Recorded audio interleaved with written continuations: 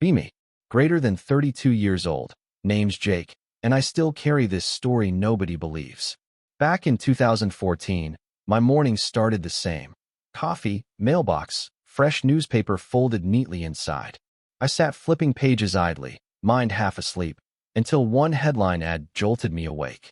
In bold print, house for sale, price, $1.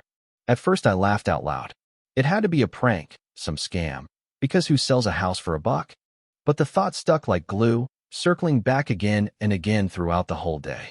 I went to work distracted, mind drifting back to that absurd little advertisement every hour. That night, curiosity won. I dialed the number, heart pounding strangely for something so silly. A calm, tired male voice answered, steady like someone already expecting the question I carried. "Are you seriously selling a house for $1? I asked, almost embarrassed hearing myself say it. "Yes," he replied simply. "If you want to see it, come tomorrow morning." The next day, I stood in front of a weathered, two-story house on a quiet street. The facade cracked in places, paint peeling, but the structure stood proud, heavy, and still solid. An older man, maybe in his 60s, stepped onto the porch and waved me over. We shook hands, his grip firm, eyes tired, but there was something genuine in his smile. "The land's been bought already by a company," he explained, gesturing toward the yard casually. "They'll clear everything and put up a new complex. Houses like this don't interest them anymore." He sighed, looking at the siding, then back at me with something like quiet relief. "Demolition costs too much. I figured I'd hand it over to someone willing." I stared at him, mouth dry, realizing this wasn't a scam, not even close. For one single dollar, the deed to a whole house could be mine instantly. Every part of me screamed it was insane, but opportunity like this never repeats twice. I stepped inside, already feeling the weight of something absurd turning real beneath my feet. We sat together on the creaking porch, a contract laid out between chipped coffee mugs. The paper looked ordinary, but to me it carried the weight of something almost unreal. My hand shook slightly as I signed, pen scratching across the surface with finality. The man slid it back toward me, his eyes soft, like a burden was lifted.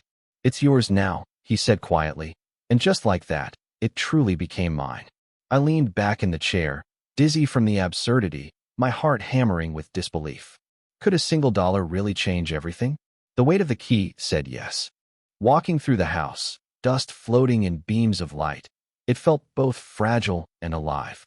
Every creak of the floor whispered history, ghosts of dinners, arguments, and laughter still trapped inside. I touched the wall with my palm, and the reality nearly knocked the breath from me. That night, I barely slept, staring at the contract, convinced somehow the dream would vanish. But the next morning it remained, paper solid, signature dark, my name binding me to it. I called my best friend, barely able to get the words out, adrenaline still rushing wildly. "I bought a house for $1, I said, his laughter exploding through the speaker immediately. When I showed him the paperwork, the laughter turned to stunned silence, eyes wide with disbelief. We spent the afternoon calling around until we found a crew with a flatbed hauler. By sunset, neighbors lined the street, arms folded, whispering like we had lost our minds. The massive truck rumbled up, chains clanking, as workers strapped the old house down carefully. Every beam groaned under the strain, but slowly, impossibly, the house began to lift. People pulled out their phones, recording, shaking their heads, unable to process what they were seeing. The sight of an entire house moving through town felt like something from a dream. We walked behind it, step for step, as if escorting a piece of history. Finally, it rolled onto my parents' empty lot just a few blocks away. And for the first time, I truly believed this insane story might actually be real. That night, when the house finally rested on its new foundation, I couldn't look away. The street was quiet again, but in the middle of my parents' lot stood my house. It was old, crooked in places, but it was there, mine, bought for one single dollar. Neighbors peeked through blinds, whispering, probably betting how long before it collapsed into rubble. I stood in the yard with my friend, both of us silent, watching history sit stubbornly. He nudged me with his elbow, muttering, "Man, you actually pulled it off. You're insane." I laughed nervously, the sound thin, because a part of me still couldn't believe it. The air felt colder, sharper, like the night itself recognized what I had just done. I unlocked the front door again, stepping inside carefully, the floor groaning beneath my weight. It smelled of dust and wood, faint hints of someone's life clinging to the corners. In that moment, standing in the empty hallway, I whispered to myself, "This is real." And for the first time, I let myself believe it wasn't all a dream. The following weeks were a blur of repairs, long nights, and endless trips to hardware stores. Friends stopped by to gawk, some to help, others just to shake their heads in disbelief. "A house for $1?" They repeated, laughing, as if the words themselves were a punchline. I didn't care. With every nail hammered, every board replaced, it began to feel like mine. Scraping old wallpaper, repainting cracked walls. Each change erased the ghosts and gave it new breath. I learned more about plumbing, wiring, and roofing in months than in my entire life. There were moments I wanted to quit, when the weight of work drowned me completely. But every time I stepped outside and saw it standing proud, I pushed forward harder. The dollar house became less of a joke, more of a story carved into my bones. It was exhausting, but it was also freedom, something I never thought I could afford. Late at night, when tools fell silent, I'd sit on the porch and just breathe. And somehow, the creaks and cracks around me felt more comforting than any silence before. Months passed, and slowly the house transformed from a relic into something alive again. The roof no longer leaked, the windows opened smoothly, and fresh paint brightened every corner. My parents watched with cautious pride, reminding me constantly how insane this journey had started. Sometimes at dinner my mom would shake her head, whispering, $1, I still can't believe it." Friends stopped mocking and started asking serious questions, like how much work it had really taken. I would laugh, telling them sweat was the real price, not the dollar written on paper. But deep down, I carried a quiet satisfaction, knowing I had seen value where others hadn't. The house wasn't perfect, far from it, but it held my blood, time, and the proof of persistence. When I walked through each room now, I didn't hear strangers' echoes anymore, only my own life. The creaks became familiar music, the smell of wood and paint blended into something like home. Every night I fell asleep exhausted, but with a kind of peace I never knew before. It wasn't just a house, it was a promise to myself that I could build anything. One evening, a neighbor stopped by, leaning against the fence, staring at the house in awe. "So it's true," he muttered. "You really bought this place for just a single dollar?" I nodded, laughing nervously, realizing the story had spread far beyond our quiet little street. People slowed their cars when passing, pointing, whispering, sometimes even snapping photos of my progress. I felt like a local legend, though I never asked for that kind of attention. Strangers came to knock on the door, curious, polite, eager to hear the $1 story. I told them the truth. It wasn't luck, it was stubbornness, sweat, and endless late nights. They would leave shaking their heads, smiling, calling me crazy in the most admiring way. The house had become more than shelter. It was a symbol of what was possible. And every time someone doubted the story, I'd just gesture to the walls standing behind me. Proof stronger than words, proof built with hands, nails, and a single impossible opportunity. That house turned me into the kind of person who believed the unbelievable could be real. Years later, people still ask about the house, their faces a mix of disbelief and wonder. Some don't believe me until they step inside and feel the solid floors under their feet. Others laugh, insisting there must be a catch, a hidden price I'm too proud to admit. I just smile, leading them through rooms that once crumbled but now stand proudly with new life. The kitchen smells of fresh coffee, the walls hold photos, the laughter of friends echoes inside. Sometimes I pause mid-conversation, remembering the moment I first signed that paper for $1. It still feels absurd, like a dream half remembered, except I'm living in it every day. The house became more than a project. It turned into my anchor, my greatest story. Every scratch on the wood, every imperfect corner still whispers, "You brought me back to life." And standing there, I know it wasn't luck, it was courage to say yes when others laughed. The world sees a dollar house, but I see years of sweat, stubbornness, and impossible faith. And maybe that's why the story keeps spreading, because people crave proof miracles still exist. Sometimes at night, I stand outside in the yard, staring at the silhouette against the stars. The house looks both fragile and unshakable, a monument to chance, timing, and stubborn persistence. I think about the man who gave it away, wondering if he ever imagined this outcome. Did he picture someone actually taking it, moving it, breathing new life into tired bones? I wish I could thank him again, not just for the house, but for the lesson. That value doesn't always live in numbers. Sometimes it lives in hands willing to try. The neighbors have long accepted it, though they still shake their heads and call me crazy. But when storms roll through and the house holds steady, even they nod with quiet respect. I'm not rich, not special, not chosen. I'm just someone who took a step forward. $1 opened a door most people would have walked past without a second thought. Now it stands here, proof that sometimes the strangest opportunities are the ones worth seizing. And I know this story will follow me long after the paint finally fades. Over the years, the house became my anchor, a reminder of risk turning into reward. Friends still joke about it during barbecues, holding beers and pointing toward the patched-up roof. $1, man, they laugh. The best deal in history, shaking their heads in disbelief.